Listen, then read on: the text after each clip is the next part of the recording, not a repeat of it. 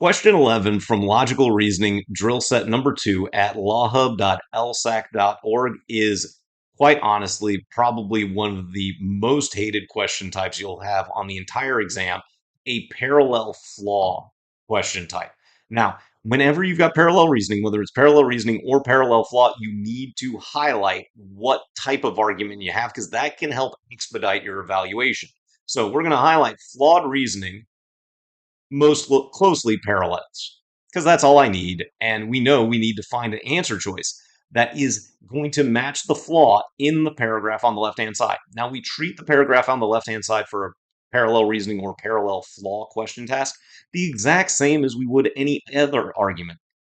We're going to find the conclusion, highlight that conclusion, and then just consider how that argument got to the wrong conclusion in the first place before moving to the answer choices and eliminating and highlighting reasons to eliminate in a very specific order. So, starting on the left-hand side, giving special recognition to employees who regularly exceed their production quotas is unlikely to increase employee productivity.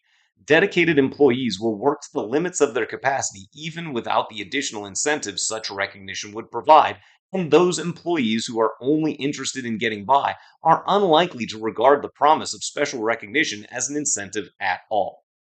So, hopefully, the term unlikely and just the way that the overall paragraph has been structured shows us that our conclusion has to be that opening sentence. Now, it's kind of at your discretion. I'm actually, just for the clarity of this video, going to erase that and make sure that I don't pick up the evidence. But on the actual exam, you might have just left that little extra highlight there if you understand that it wasn't part of the conclusion.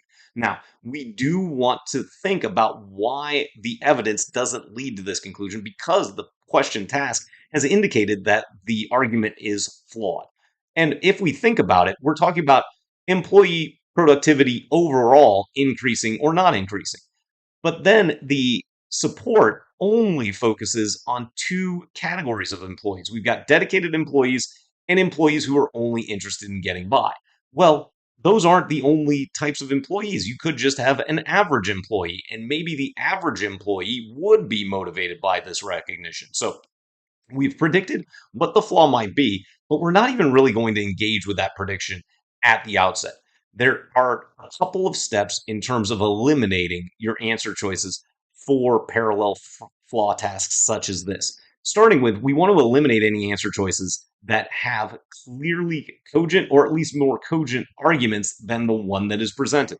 So, starting with choice A, we've got a policy of collecting discarded appliances only on the first day of the month is unlikely to be maintained because people often lack room for both a broken appliance and a new one, and they cannot wait until the collection day to replace the broken one.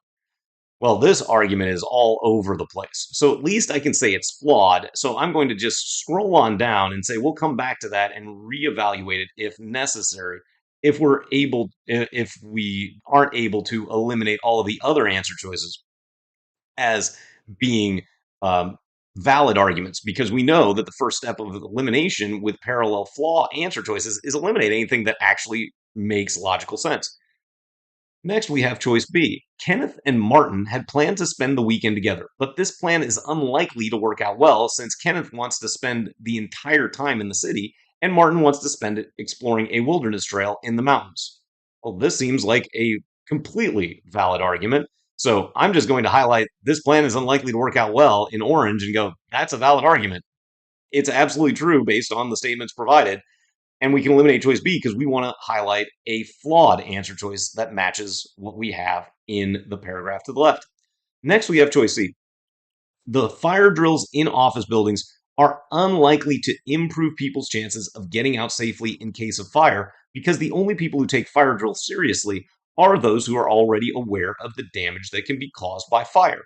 Well, this again seems valid because the only people who take them seriously are those who are already aware of what happens in a fire. So it makes sense that they're not going to improve chances of getting out safely because those who need the information aren't going to participate seriously. So again, this seems vaguely cogent, so we can eliminate choice C as not being flawed.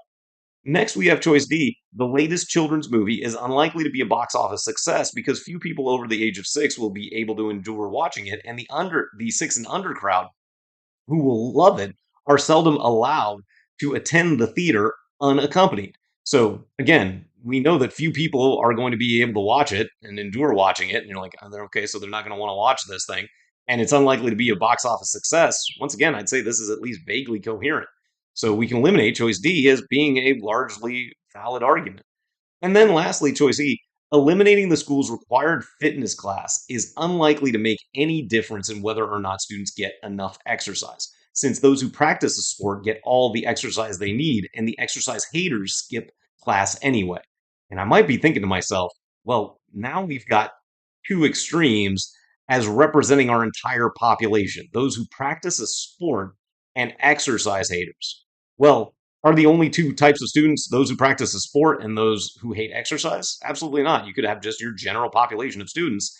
And this really does match the structure of the flaw that we identified proactively pretty closely. Now, just scrolling back up to choice A to eliminate it, when we've got this many term shifts, it's just a different kind of flaw because we're talking about a policy of collecting discarded appliances only on the first day of the month is unlikely to be maintained. Okay, maybe, but even here, it's unlikely to be maintained. I go maintenance, I want to increase. And as soon as I find that, I didn't waste a lot of time on choice A.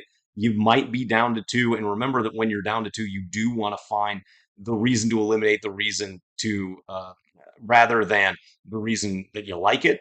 And in this case, that as soon as I break down this unlikely to be maintained, I'm like, well, we want an increase, not just maintenance.